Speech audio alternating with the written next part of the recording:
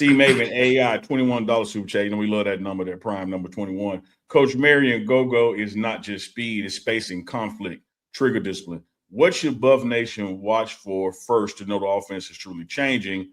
And how often do you tweak your OC playbook? Coach, I got, let me, before you answer, let me say something to the runners out there about that last one. How often do you tweak your OC playbook? Chico, out of all the stuff I've learned about this brother, his family history, what he's gone through, how he's endured, what he's overcome, how he's risen up the coaching ranks. You know what the most impressive thing this dude never told me was? I know the answer, but tell the runners out there. This man told me that every day since ninth grade, he's at least written one football play. Yeah. Do you know how many damn plays that is, Chico? No, that's real talk, man. That's having passion about your craft. Woo. You know, I used to do it back in the day, Coach, but I stopped way a long time ago. So maybe that's why I'm doing this. You started in ninth grade and you stopped 1 week later in ninth grade. So, Coach, what should Buff Nation watch for first to know the offense is truly changing? And how often do you tweak your playbook?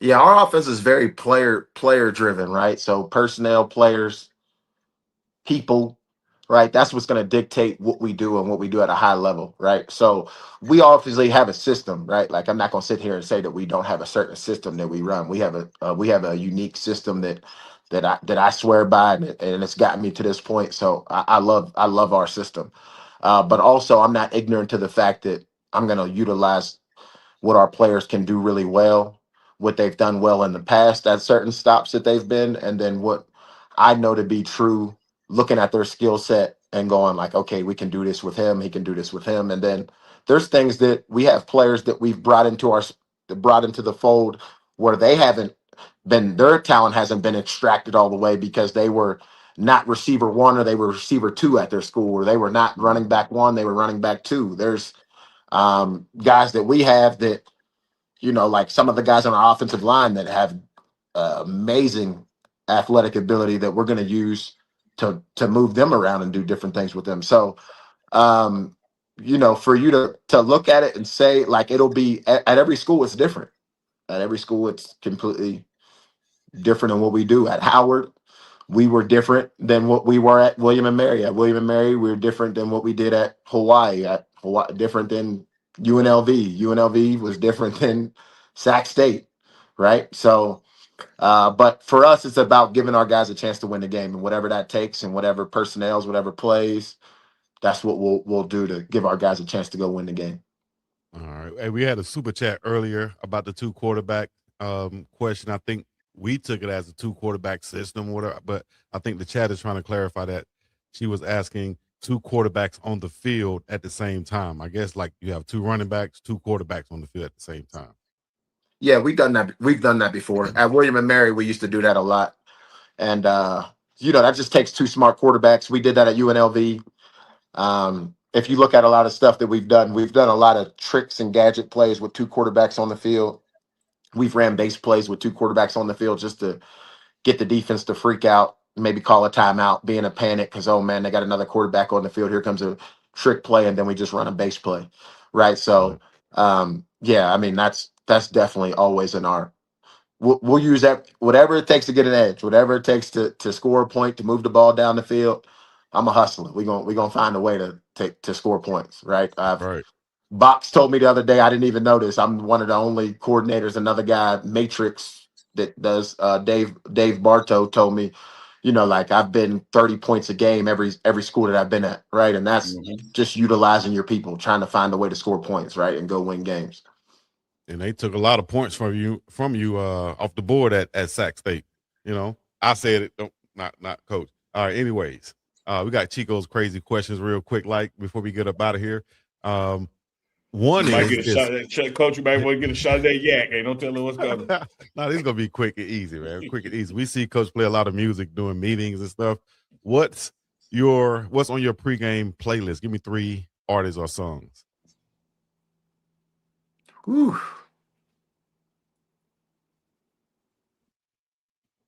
Like,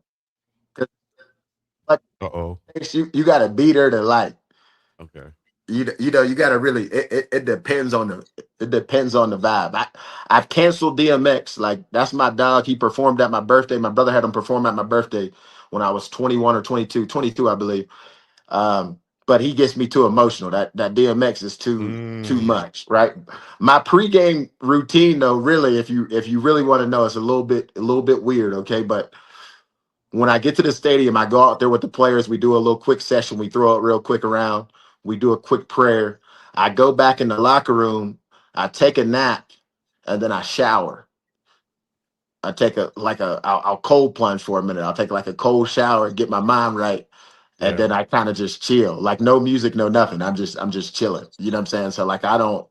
That's what I do before the game, like to get my head in the right space. Chico, his music portfolio has no boundaries. I've seen it has no horizons. There is no end to it. Yes, I'm blessed to yes. somewhat share a wall with the offensive room. And I know it's time to go to the meeting when I hear them sounds coming through the wall. And it's going to be anything from R&B to rap to country. Like you don't know what's coming, but the brother got some music now. I must warn you, Coach Marion. If you know Uncle Neely is over there and he can hear you, do not play. Take me through there. Take me through there. Because you know he might just come over there out of nowhere. Like, hold up. Well, here's the deal. I get up and come over there. Chico gets up and come over there with his shirt and a knot in the front. You know what I mean? So kind of twist in the front. Don't do my man like that. Don't do, he a good Christian man. Don't do my man like that. And that's how the fight started. Have another question here, Coach. Name one of your most underrated coaches in college football. Underrated coaches. Like that I work with, that is out there. What like that's out there that you work with, that you've seen, that someone might not know of, that an underrated coach out there that's under the radar, that people should know about. Man, I got to go with my guys, man. I'm gonna go with. I think Coach Prime assembled a tremendous staff. I'm gonna go with Coach Marvel, definitely be a head coach. I've been saying that since I met him. 5-6 years ago. We met at we supposed to be the next great coaches, young coaches at the AFCA convention. That dude is brilliant. He's a leader of men. Truly knows the game, respects the game. Coach Niblett. I don't know how he's not been in the college game. Obviously, they pay a lot of money down there in Alabama and Georgia for high school football coaches. That's right. Yeah. I mean, that's down there in South Georgia and Alabama. They pay real money for football coaches. So, obviously, I think he'll lead a program here in the near future. The sleeper on the staff that people don't know about is Coach Shad, man. Coach Shad, I think is really that guy. Like from the standpoint of, I've been around a lot of dudes that see me come in a room and, I have a lot of personality. I have a lot of receiver in me. You know what I'm saying? Like I'm not I'm not coming in there with the polo on and saying, hello, guy. You know what I mean? I'm I'm here. You know what I mean? Like, right. And for him to like just be like right at my hip, taking every note, learning everything, like he is a learn it all. And I think that guys like him, when I first got into college football, that's what I was. I was just taking notes from everybody, even if I didn't like your personality or I felt you were some type of way or whatever towards me, I still was taking all the information from you. There's a lot of guys that I've been in rooms with that they think, well, Marion must have not liked me. And I took every piece of information that they had and tried to make it my own if it was something good. And I think that's what Coach Shad does a really good job of. He understands that you can learn from anybody, regardless of their personality, where they're from, like, and so I think he'll really climb in this business really, really high. There's a couple other guys I got to mention though that don't get a lot of acclaim. I don't know why Rashad Samples is not a head coach yet. He's a young, just a young killer, man. Like he's just gonna get you the right people in the building. Keenan Hall over at Baylor, even though we play him this year, that dude is a program changer. Chris Gilbert. There's a lot, Doug. I can name a lot of people. Chris Gilbert at Texas. There's no way that any of those Texas programs shouldn't hire him to be one of those group of 5 programs in Texas should hire him to be the head coach instantly. Most of the people that are in that building at Texas, no offense to anybody in the building over there. I got love for all y'all. Don't, don't turn me in. Chris Gilbert is the reason why most of those kids that they have are at Texas, those big time names that you see there, he's the one who's getting them. I think he's a rock star.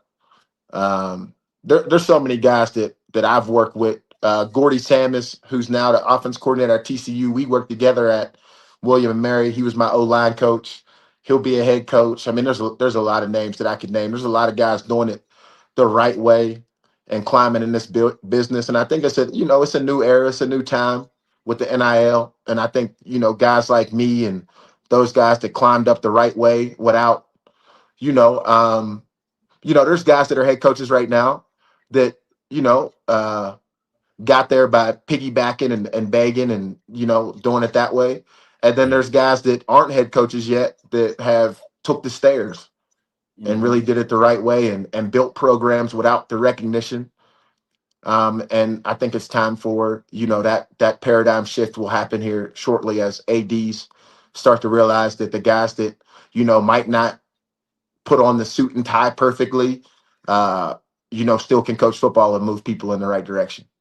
Amen. Yeah. Coach, I'm gonna double down on that because one of the things I say about this organization Coach Prime has put together, which you've named so many of them just then, that when you have a head coach in the Power 5 and Coach Prime, and both coordinators happen to be African American in the Power 5, which is some Power 4, which is something that is no other place than Colorado.